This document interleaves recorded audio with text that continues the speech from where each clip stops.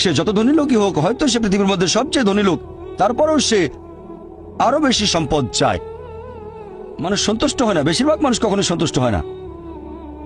আল্লাহ পবিত্র কোরআনে বলেছেন সূরা নিসা অধ্যায় নম্বর 4 আয়াত নম্বর 32 যে আল্লাহ যেটা দিয়ে অন্য মানুষকে শ্রেষ্ঠত্ব দান করেছেন সেটার উপরে তোমরা কোন রকম লালসা করো না।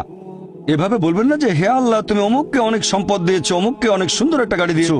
এমন কিছু আল্লাহর কাছে চাইবেন না যেটা অন্য কাউকে আল্লাহ দিয়েছেন। এতে লোকসান হবে আপনার। আর আমাদের প্রিয় নবী মুহাম্মদ সাল্লাল্লাহু আলাইহি সাল্লাম বলেছেন, এটা আছে সহিহ বুখারীতে খণ্ড নম্বর 4, আমাদের নবী বলেছেন যে সেই লোকদের দেখো যাদের ভাগ্য তোমার চেয়ে খারাপ, সেই সব লোককে দেখো না যারা তোমার চেয়ে বেশি ভাগ্যবান। তা না হলে তোমরা আল্লাহ তাআলাকে স্মরণ করায় অবহেলা করতে পারো, তা না হলে প্রতিপালকের প্রতি অকৃতজ্ঞ হয়ে যেতে পারো। তাহলে নবী বলেছেন তাদেরকে দেখো যাদের ভাগ্য খারাপ। তখন আপনি বলছেন আচ্ছা, এই লোকটার তো কোনো গাড়ি নেই, আমার একটা মারুতি অন্তত আছে। তাকে দেখবেন না যারা আছে মার্সিডিজ। ও আমার মার্সিডিজ নেই কেন? ওই লোকের গাড়ি নেই, আমার তো একটা আছে। আপনি আল্লাহকে ধন্যবাদ জানাবেন। যখন মার্সিডিজ গাড়ির মালিকের সাথে নিজেকে তুলনা করবেন, ও আমার কেন মার্সিডিজ গাড়ি দিলেন না, তাদেরকে দেখবেন যাদের ভাগ্য খারাপ। তাহলে আপনি আল্লাহ সুবহানাহু ওয়া তাআলাকে স্মরণ করছেন। আর এটাই বৈশিষ্ট্য মানুষের।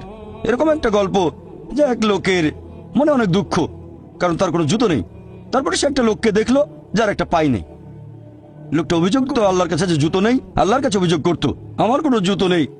তারপর সেই লোকটাকে দেখলো যার একটা পা নেই। তখন সে আল্লাহকে ধন্যবাদ জানালো, আমার অন্তত দুটো পা আছে।